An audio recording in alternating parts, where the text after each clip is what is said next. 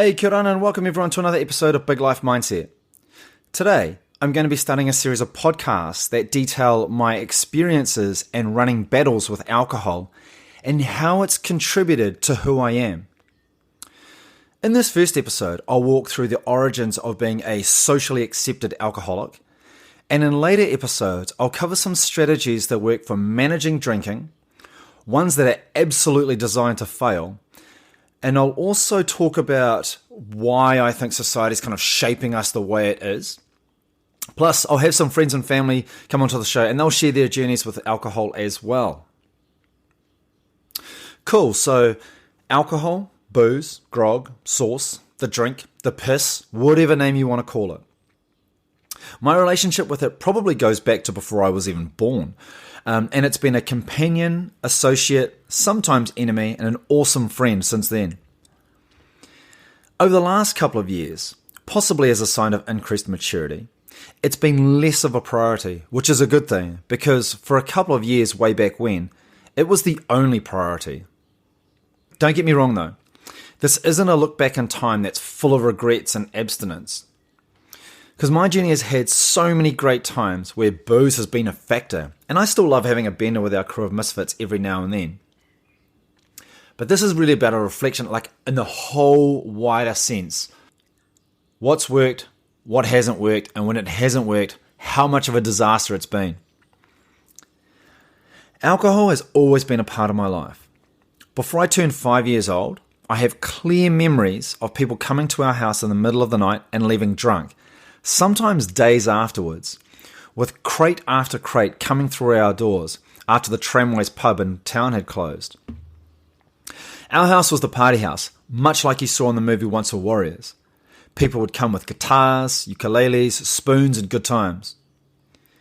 Just before I turned 5, we moved to our current family home, where once again, alcohol was always present. If it wasn't brought home in a flagon, it was homebrewed in the wardrobe. And our liquor cabinet usually looked healthy, and that was basically where the spirits of the 40% stuff lived. It wasn't just our home though. After church on Sunday, the next place we went was just as likely to have booze. If I went and stayed with my aunties and uncles, there was always a flagon on the table while we sat and ate dinner. When I went swimming in our neighbour's pool, the adults would be drinking beers at the barbecue. It was there when we turned on the tally. It was there when the Steinlager All Blacks rugby team beat everyone, and it was on billboards letting us know the 1990 Commonwealth Games had begun.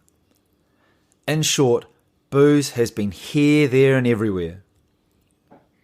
To top it off, Pacific Islanders are renowned as big drinkers, and of all the Pacific Islands, Cook Islanders are known as the biggest drinkers of the lot. It's kind of like our gift to the world. And last year, we scooped the award for biggest drinkers of alcohol per capita, beating the Irish, Polish, and anyone else you can name. Yeah, what an honour, eh? My experience with actually drinking alcohol dates back to a time when I don't quite recall my age, but I remember the situation. When I was a kid, my dad and I were fishing off a wharf in Wellington, and we'd been there a while enjoying time together as he tried to teach me how to fish. Before long though, I was bored and I was thirsty.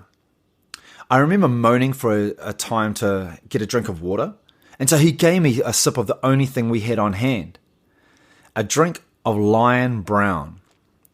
It's a beer most Wellington males have either enjoyed or endured since the dinosaurs. Brown till you're down, as we say. Nature's finest. I hated the taste of it and remember it being bitter. And I couldn't understand how anyone could drink anything that tasted so yuck. Anyway, that's my first memory of drinking alcohol, but it certainly isn't my only memory. I think it must have been a few years between that and when I drank the stuff again, but in any case, a couple of examples really stand out. One was being on holiday with my cousins back in the Cook Islands. 10 years old and walking into the shop, talking to the shop owner and walking out with beers. And this played out a couple of times. Another was not long after coming back to New Zealand, drunk as a skunk at Kaitoke Forest Reserve near Wellington. And that definitely wasn't the first time I was drunk either. It makes me think, how much of my upbringing with everyone I knew around me drinking and everywhere I went having ready access to alcohol, had shaped my views on it. By the time I was 11, 12, 13 years old, I knew where to get it, roughly how much I could drink before I was wasted, and who else was with me on this ride. You see, it turns out that my upbringing wasn't that different to a whole bunch of other kids in my area. In fact, our whole neighborhood was tuned into this. How else do you explain 12-year-old kids getting these fill-your-own flagons of vodka for $10 a bottle? Man, we would beg, borrow and steal enough coins to get a bottle, then we'd wait outside the pub, and before you knew it, we would be trashed. If we couldn't raise the funds, there was always a liquor cabinet somewhere looking to be raided, or someone asking if we wanted a drink. Back in those days, liquor cabinets were a gold mine. They probably still are. Anyone else remember taking those small bottles of spirits you'd find? They used to be called nip bottles, I think. And you'd empty them, and you'd refill them with water if it was vodka, or tea if it was bourbon. Man, the amount of people I've spoken to that did the same thing, it makes me think people used to drink a lot of tea back then. By the time I was 15, I wouldn't say I was a seasoned drinker, far from it, but I definitely knew how to get my hands on it every weekend, or a weekday if we wanted it. My mates and I would be on the piss most weekends, and you'd probably find us amongst most of the antisocial behaviour that comes with it as well. But don't get me wrong, I'm not going to hate on those days, because they're actually some of the most fun I've ever had. But once again, this isn't really about that. Being 15 meant that I had to sit school certificate, or year 10, which back then in New Zealand was when the serious school stuff started. You got it drilled into you that if you wanted to be any good at life, you had to get school cert. What a laughable pile of bullshit that mentality was. Anyway, that year I stopped drinking for a whole year, and I became a bit of a social outcast of our group. Outcast because literally every other person I hung out with was drinking as well. I still hung out with our crew, but it wasn't quite the same. And the peer pressure to drink with my mates was intense. After scraping through and getting school cert, it was time to get back on board the drinking train again. Oh yeah, if you haven't already, make sure you check out the podcast where I testify against my dad for some insights on getting my school certificate and the violence that followed. Anyway, with that big academic responsibility out of the way, it was time to have fun again. I was back into drinking in a big way, but I wasn't seeing a lot of the familiar themes I'd learn about later on in life. I wasn't waking up with a hangover. I wasn't waking up full of remorse for what I'd done, and I wasn't spending a lot of money. In fact, all of the opposite was true for me. I'd get on the booze on a Friday night, play rugby on a Saturday, and have an absolute blinder of a game, and then we'd be back on it again Saturday night. Sometimes all the boys would even be back around my place on a Sunday for a few beers, maybe with a barbecue going, and it would be filled with food that we'd stolen the night before. On more occasions than I care to count though, there was alcohol and his best friend, street fights. But even that was all good at the time though, because society told us that it was. It was readily drilled into us that if you wanted to be a man, a real man, then you played rugby, you drank beer, and you drank lots of it. And if you could handle yourself in a fight when you were pissed, then even better. Unfortunately, or fortunately, depending on what way you viewed it, I was able to do all three. And that undoubtedly is part of the reason why I look back on those days with ease. You see, when people talk about their upbringings and the connections with booze, it's often tough to stomach. But I don't feel like that's the case with mine. Because I look back on those days fondly, probably with rose-tinted glasses for sure.